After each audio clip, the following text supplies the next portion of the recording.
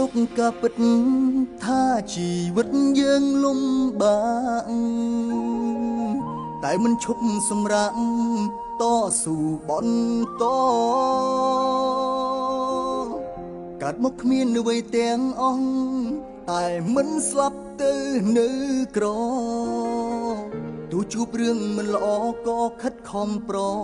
ជែងទម្លាប់ធ្វើថ្ងៃនេះមិនទុករងចាំថ្ងៃស្អែករៀនអត់ធ្មត់មិនស្រែកទាំងកំពុងវង្វេងត្រូវខកចិត្តច្រើនប៉ុណ្ណាស្រវាចាប់ឱកាសផ្សេងដួលហើយងើបម្នាក់ឯងក្រែងជីវិតប្រសើ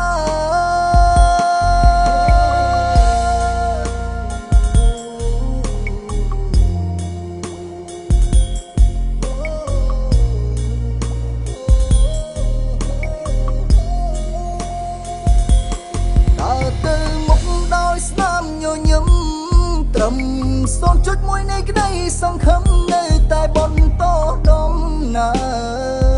រមិនបោះបង់ខ្លួនឯ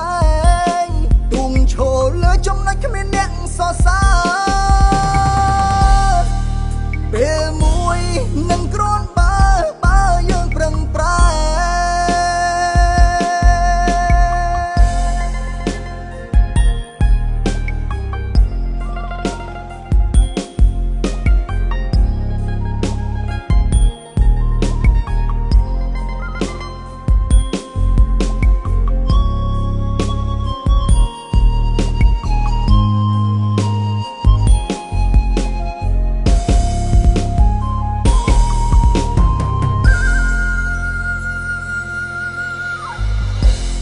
ធ្វើថ្ងៃនេះ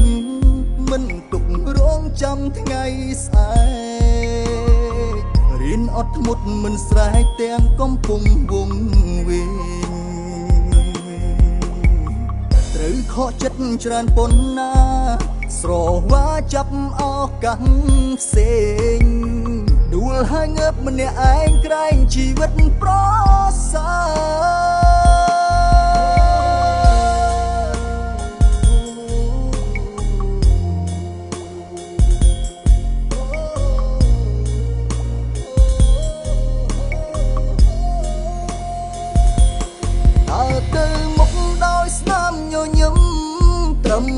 0.1នៃក្តីសង្ឃឹមនៅតែបន្តដំណើរមិនបោះបង់ខ្លួនឯងទុំឈរលើចំណុចគ្មានអ្នកសរសើរពេលមួយនឹងគ្រាន់បើយើងប្រឹងប្រែង